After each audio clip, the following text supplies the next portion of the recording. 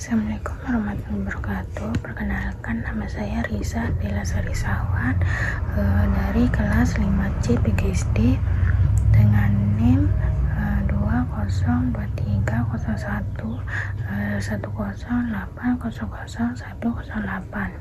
mata kuliah pembelajaran IPA SD. Di video kali ini saya akan menjelaskan materi tentang neuroscience pembelajaran.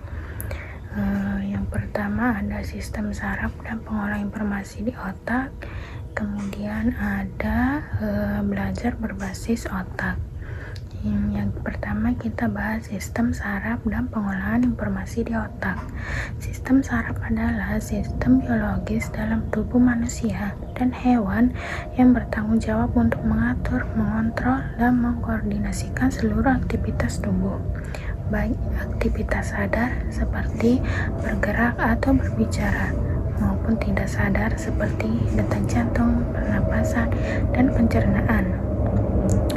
Sistem saraf memungkinkan tubuh untuk menerima rangsangan stimulus dari lingkungan atau dari dalam tubuh, kemudian memproses informasi tersebut dan akhirnya memberikan respon yang sesuai.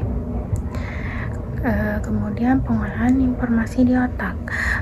Pengolahan informasi di otak adalah proses biologis dan neurologis di mana otak menerima, menganalisis, menyimpan, dan merespons informasi yang datang dari lingkungan luar atau dari dalam tubuh. Informasi ini bisa berupa rangsangan sensorik, misalnya cahaya, suara, sentuhan, emosi, pikiran, hingga memori.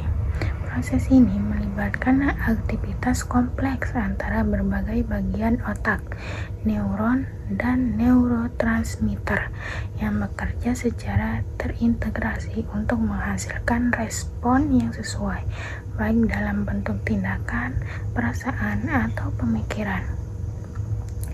Kemudian sistem saraf terdiri dari dua bagian utama. Yang pertama ada sistem saraf pusat, ada otak, sumsum tulang belakang, fungsinya mengontrol pikiran, emosi, gerakan, dan proses belajar. Yang kedua, sistem saraf tepi, semua saraf di luar otak dan sumsum tulang belakang. Fungsinya menghubungkan tubuh ke otak, misalnya rasa sakit, suhu, gerak. Kemudian ada struktur dasar sistem saraf, neuron. Neuron adalah sel saraf, unit dasar dari sistem saraf.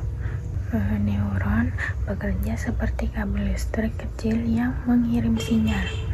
Kemudian bagian utama neuron ada dendrit, menerima sinyal dari neuron lain. Kemudian ada badan sel, memproses sinyal. Kemudian ada akson, mengirim sinyal ke neuron lain atau otot. Yang terakhir ada sinapsis, titik temu antar neuron, tempat terjadinya transfer sinyal dengan zat kimia yang disebut neurotransmitter. Pengolahan informasi di otak, prosesnya yang pertama penerimaan informasi melalui indera seperti mata, telinga, kulit, dan lain-lain. Yang kedua pengiriman ke otak, saraf membawa sinyal ke otak. Yang ketiga pemrosesan di otak, otak mengolah informasi tersebut. Yang terakhir respon atau tindakan, otak mengirim sinyal ke tubuh untuk merespons bicara, gerak, dan lain-lain. Kemudian kita bahas yang kedua, belajar berbasis otak. Belajar berbasis otak adalah pendekatan pembelajaran yang didasarkan pada cara kerja otak manusia dalam menerima, mengolah, menyimpan, dan mengingat informasi. Pendekatan ini menggunakan pengetahuan dari ilmu neuroscience, psikologi, dan pendidikan untuk menciptakan strategi belajar yang sesuai dengan perkembangan dan fungsi otak. Tujuan belajar berbasis otak tersebut dapat membantu siswa belajar lebih baik dan lebih cepat. Yang kedua, meningkatkan motivasi dan minat belajar. Yang ketiga, membentuk pembelajaran yang menyentuh emosi dan pengalaman. Yang keempat, mendorong siswa untuk berpikir kritis dan kreatif. Kemudian ada belajar berbasis otak didasarkan pada temuan bahwa otak terus berubah dan berkembang.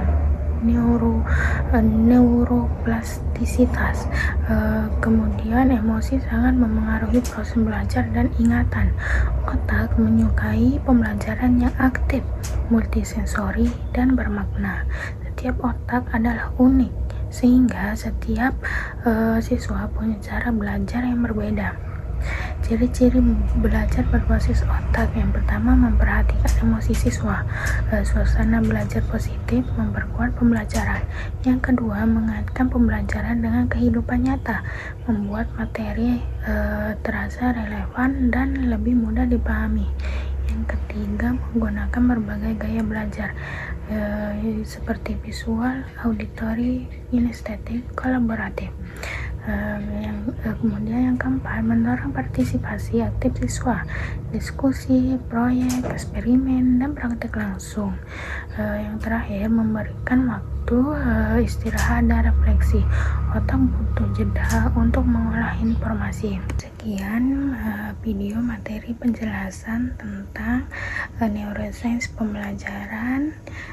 Wassalamualaikum, bye bye.